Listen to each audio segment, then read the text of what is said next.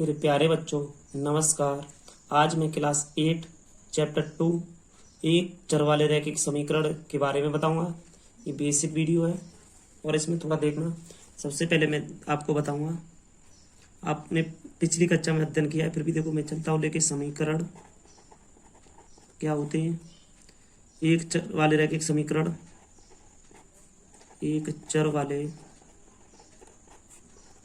रैखिक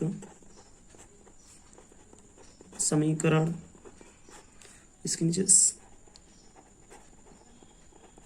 समीकरण का हल। ये रैखिक समीकरण का हल। तो चलो इसमें देखते हैं। अब इसमें क्या होता है, सबसे पहले हम देखते हैं यहाँ पर बीजीय व्यंजक क्या होते हैं। बीजीय व्यंजक क्या होते हैं ये देखते हैं पहले।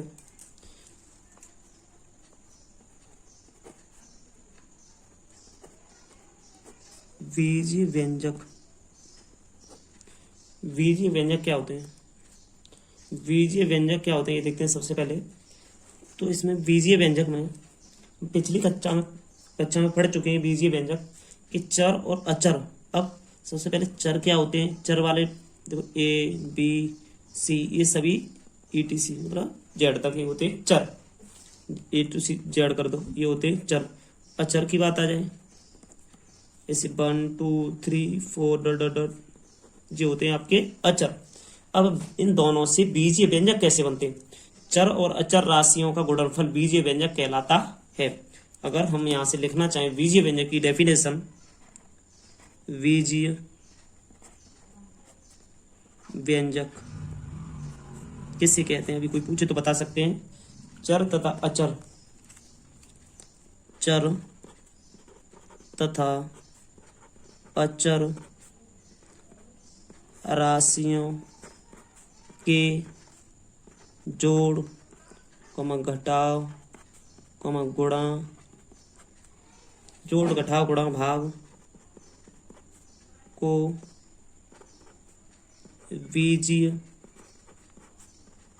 व्यंजक कहते हैं। चर तथा अचर राशियों के जोड़ घटाव गुणा भाग को हम बीजीय व्यंजक कहते हैं। अब इसमें देखते हैं एग्जाम्पल के तौर पे क्या होता है। देखो 6x - 5 ये एक बीजीय व्यंजक है। 6x ये भी बीजीय व्यंजक है। 6x + 3 ये भी बीजीय व्यंजक है। और हम लिखे हैं 3x + 6/3 ये भी एक बीजीय व्यंजक है। तो ये बीजीय व्यंजक के आपके उदाहरण हो गए।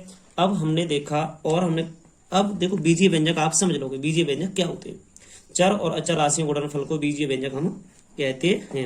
अब यहां से पता चला कि समीकरण किसे कहते हैं, क्योंकि एक चर वाले रैखिक समीकरण। अब समीकरण के बारे में देखते हैं, उसके बाद में हम एक चर वाले रैखिक समीकरण बताएंगे कौन कौन से होते हैं। तो चलो एक चर वाले रैखिक समीकरण हम देखते हैं। सबसे पहले समीकरण की बात होगी तो समीकरण होता क्या है हमें ये पता होना चाहिए। तो हमने क्या देखा, कोई भी उदाहरण ले लिया, ऐसे मान लो 4x - 3, अभी तो ये बीजीय व्यंजक है। 4x - 3 अभी तो ये बीजीय व्यंजक है। अगर बराबर में इधर हमने कुछ भी डिजिट लिखा, कुछ भी XYZ 1 2 3 4 0 कुछ भी लिखा, तो ये हमारा समीकरण बन गया। अब हमारा ये समीकरण बन गया। अब समीकरण में क्या होता है कि इधर वाली साइड होती है ना, इसको बोलते हैं LHS, लेफ्ट हैंड साइड। इसे बोलते हैं हम राइट हैंड साइड, LHS, और इसे हम बोलते हैं RHS। अब देखिए ये होता है, ये चार क्या है इसके बारे में बताएंगे। देखो यहाँ से सभी के बारे में हम आपको ये बताएंगे, ये बराबर भी बताएंगे क्या किया। इसको हिंदी में क्या बोला जाता है? युगल बोलते हैं हम, बराबर बोलते हैं, मगर इसको और क्या बोलते हैं ये भी बताऊंगा मैं आज। ये राशि आप बताइए, ये तो चर है, चर, ये अचर है, ये भी अचर है। इसको बराबर को हम नया नाम और बोलते हैं समता, समता। ये हमारी अचर संख्या है। देखो इस बराबर को हम समता और बोलते हैं। तो यहां से अब हमारी इतनी डिटेल हो गई। अब सुनिए, अब मैं बता रहा हूं आपको, इधर वाली साइड हमारी ये साइड है, इसे हम LHS बोलते हैं, इसे हम RHS बोलते हैं। अब एक चर में रैखिक समीकरण क्यों है? क्योंकि देखो चर की घात होती है, चर बोले ना तो चर होती है, ये XYZ ABCD चर होती हैं। तो इसकी एक घात है, इस पे इसे बोलते हैं हम चर। ये चर संख्याएं होती हैं, तो एक ही तो है इस पे, तो एक रैखिक समीकरण होगा ये। इसी तरीके से अब हम कुछ उदाहरण लेते हैं, फिर आपको थोड़ा सा हम डीपली समझाएंगे। चलो नीचे देखते हैं, उदाहरण लिखेंगे हम थोड़ा सा, तब आपको दिखाते हैं। तो सबसे पहला उदाहरण मैं लिख रहा हूं यहाँ से, आप 2y प्लस 3/2 बराबर में 31/4। अब दूसरा ऐसे ही लिख रहा हूँ अंदाज से, 6z प्लस 10 बराबर 4। यहाँ से लिख रहा हूँ तीसरे नंबर पे 9x प्लस 4 बराबर 6। कुछ भी लिख लो, उदाहरण चलेगा, कोई दिक्कत नहीं। इसके बाद हमने लिखा, अब यहाँ से नंबर 4 पे हमने लिखा यहाँ 5x प्लस 6y बराबर 7। हमने नंबर 5 पे लिखा 5x² प्लस x बराबर 7। हमने 6 नंबर पे लिखा 3y² माइनस 5 बराबर 8 लिखा यहाँ पर। तो इसको अब देखते हैं कौन कौन से एक चर में रैखिक बहुपद होंगे। तो यहाँ ये बताओ, इसमें पूरे में अगर हम देखें, इस पूरे डिजिट में चर कितने हैं? देखो एक ही चर दिख रहा है यहाँ पर, तो एक चर है, तो ये एक चर है तो इसकी घात भी एक है, तो ये होगा एक चर वाला रैखिक समीकरण। एक चर वाला रैखिक समीकरण, एक चर वाला रैखिक समीकरण होगा। इस पे भी घात एक है, इस पे भी, ये LHS होगा, ये RHS होगा। तो हमें बस ये देखना है ये रैखिक एक चर वाला रैखिक समीकरण है या नहीं। तो एक चर वाला रैखिक समीकरण ये भी है, ये भी, ये तीनों, क्योंकि यहाँ x मिल रहा है, यहाँ z और तो कोई डिजिट है नहीं। अब इधर चलते हैं, इधर देखा हमने, इसमें चर कितने हैं? एक और एक, दो हैं, घात तो एक है, ये बस इसमें दो चर हैं, तो ये दो चर में एक रैखिक समीकरण होगा। मगर हमें एक चर में ढूंढना है, तो ये हमारा गलत हो गया। अब ये रैखिक समीकरण तो है, मगर इस पे चर एक x है, तो एक ही है।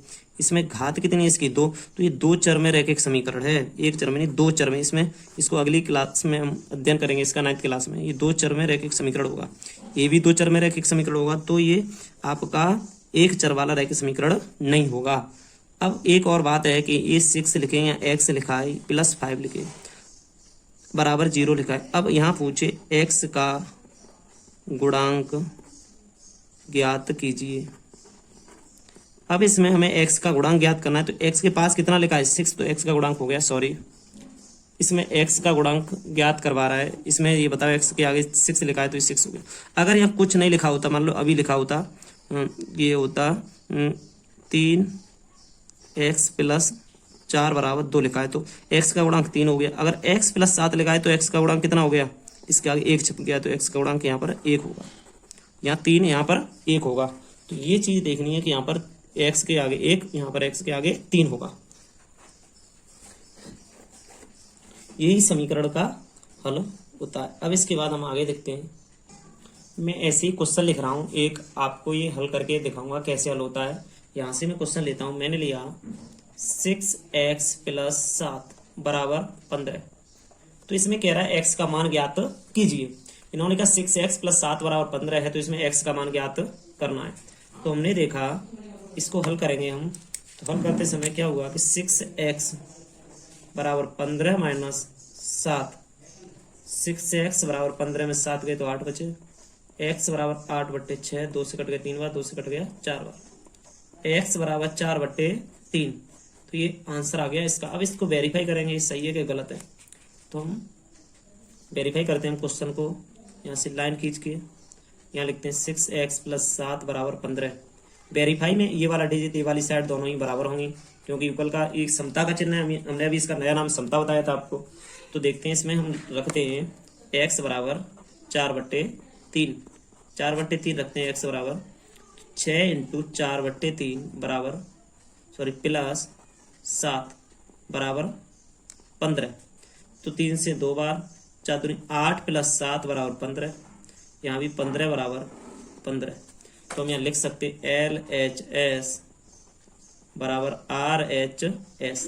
इससे हम बोलेंगे वेरीफाई या सत्यापन कह दो, हिंदी में कह दो सत्यापन। ये सत्यापन होगा हमारा, या इसको वेरीफाई हम कह सकते हैं। सत्यापन या वेरीफाई दोनों क्वेश्चन, ये एग्जाम्पल मैंने एक लिया है, ऐसे मान लिया है। तो एक और देख, ये क्वेश्चन लिखा है एक दूसरा वाला, 6x प्लस 4, इस बराबर में इधर कर दिए, अब मान लो मैंने 12 कर दिए, अब इसको हल करना है हमें। तो बेटा एक इसमें डिजिट में ये देखते हैं, देखो इधर तो LHS है, इधर है आपकी RHS।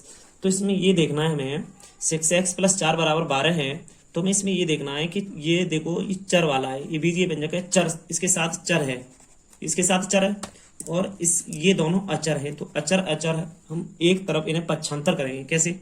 6x है ना, तो ये अचर है, इसे इधर ले जाएंगे अचर के पास। 6x = 12 में से 4 गए तो आपके बच गए 8। तो x बराबर, ये इसके नीचे ले जाएंगे 8/6, तो 2 से काटो, 2 × 6 2 से 4 बार, x = 4/3 आ गया आपका आंसर। x = 4/3 आ गया आपका आंसर। ऐसे ही अगला क्वेश्चन देखते हैं, तीसरा वाला क्वेश्चन यहां से लिख ले रहे हैं। क्वेश्चन नंबर 3, यहां से क्वेश्चन है हमारा 7y + 5 बराबर में गए हम, तो हमने लिखा यहां से ले लिया 19 ले लिया हमने, मतलब 19। अब इसको हल करते हैं, तो देखो 7y है हमारे पास, इसको तो यही रहने दो, 5 उधर ले चलो, 19 - 5, तो 7y = 19 में से 5 गए तो 4, 14 बच गए। तो हमने y = 14/7, 7 दूनी 14, y = 2। ऐसी क्वेश्चन नंबर थर्ड है 9x + 8 = 94। इसको हल करेंगे तो 9x तो इधर है ही है, 8 उधर ले चलेंगे तो 94 - 8, 9x = 94 में से 8 गए तो क्या निकला, 14 में से 8 गए तो कितने बच गए, 6, यहाँ रह गए 8, एक गया तो 8 बच गए, 86। x = 86/9, 9 का भाग जा रहा है तो दे दो, नहीं तो आपका यही आंसर हो गया। अब इसके आगे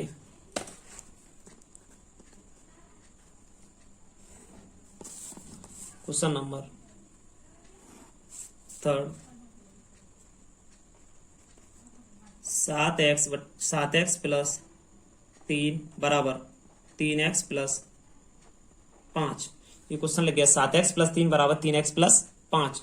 अब इसे सॉल्व करते हैं, तो देखते हैं 7x है इधर, 3x इधर आएंगे बराबर 5s में से 3 घटाएंगे तो 4x = 5 में से 3 गए तो 2 बच गए, x = 2/4, 2 दूनी 4, x = आपका आंसर आ गया 1/2।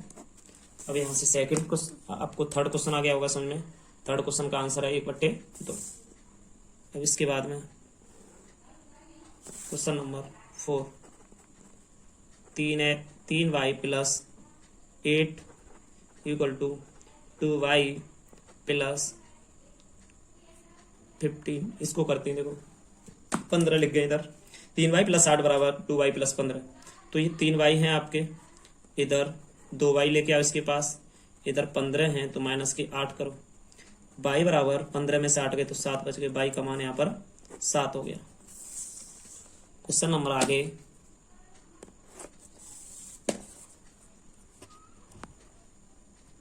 क्वेश्चन नंबर है 5,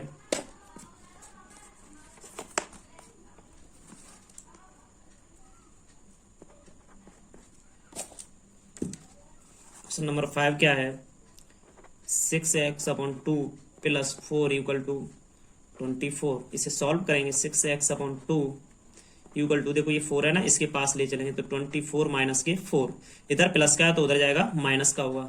6x/2 = 20/1 by cross multiply 6x/40, x = 40/6, 2 3 या 6, 2 से कटे 20, x = 20/3। तो यहाँ से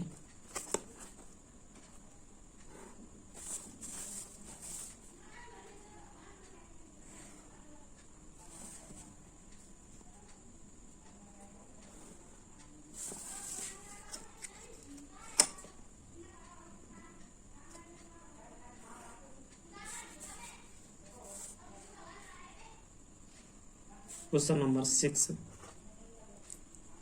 7x/4 + 8 = 3/4। इसको सॉल्व करेंगे तो यहाँ से क्या होता है 7x/4, 8 को उधर ले जाएंगे 3/4 -8, 7x/4 इक्वल टू एलसीएम 4 हुआ इन दोनों का, 4 का दिया 3 माइनस 1 बार गया तो 1 का गुणा 3 से हुआ 3 रह गया, 1 का 4 में दिया तो 8 × 32, 7x/4 इक्वल टू 32 में से 3 जाएंगे तो 29 बटे 4, 4 से 4 काट दो, x बराबर 7x बराबर 29, x बराबर 29/7। यहाँ पर ये आपका आंसर आ गया। इसी प्रकार आगे देखते हैं। आपको HW में 5 क्वेश्चन करने हैं, उसके बाद में एक्सरसाइज 2.1 कंप्लीट करके देनी है। अगर मैथ नहीं है तो मैंने मैथ आपके उस पर व्हाट्सअप कर दूंगा, आप मेरे पास कॉल करके ऐड कर दें मुझे, तो मैं आपके व्हाट्सएप पर PDF भेज दूंगा। एक्सरसाइज 2.1 क्लास 8 कल हम कराएंगे एक्सरसाइज 8.2।